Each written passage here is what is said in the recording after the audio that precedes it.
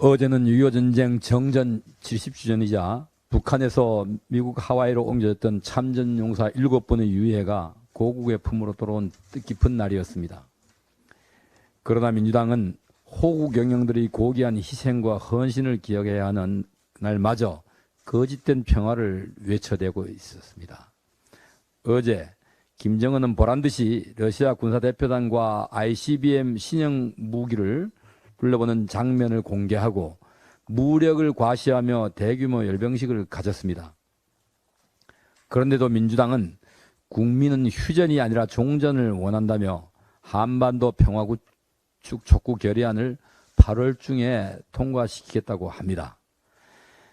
70년이 지난 지금까지도 여전히 북한의 무력 도발이 현재 진행 중임에도 불구하고 민주당의 더러운 평화론에 5천만 국민의 안위와 국가의 안보가 위협받고 있습니다. 민주당의 더러운 평화론은 나라를 팔아먹은 이완용류의 평화론이 아닐 수가 없습니다.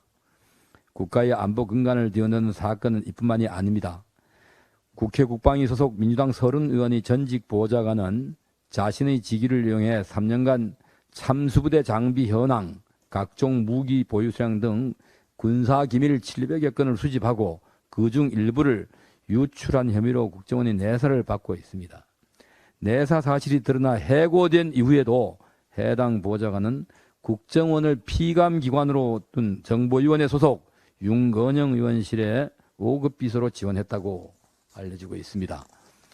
해외에서 북한 인사를 접촉하고 북한의 암호문을 보고해 국가보안법 위반 의혹을 받는 윤미향 의원의 전직 보좌관에 이어 두 번째입니다.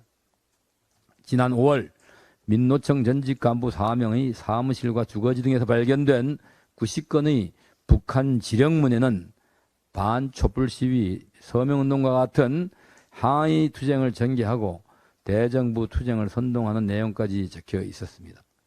이외에도 2021년 이후 재판에 넘겨진 6건의 간첩 사건도 민변 출신 변호사들에 의해 1심 공판이 2년째 공전하며 의도적으로 지연되고 있습니다. 정전협정을 맺은 지 70년이 지난 오늘날에도 북한에 의한 위협과 공포는 민노총뿐만 아니라 교육계, 정치계까지 잠식하며 암세포처럼 대한민국 곳곳에 퍼져 있습니다. 이런 와중에 평화를 말하며 종전을 언급하는 것이야말로 전쟁을 야기하는 반국가적인 행태입니다. 제1거대 야당이 윤석열 대통령의 우크라이나 행위에 대해 안보 위기를 자초한다며 되레 전쟁을 일으킨 러시아를 옹호하고 전직 대통령은 중국의 항미 원조 전쟁 시선을 그대로 답습하고 있는 지금의 대한민국을 순국 선현들이 보신다면 뭐라고 말씀하시겠습니까? 국민의 안전과 국가의 안보까지 정쟁으로 삼아 대한민국을 절벽 끝으로 몰아세우지 마십시오.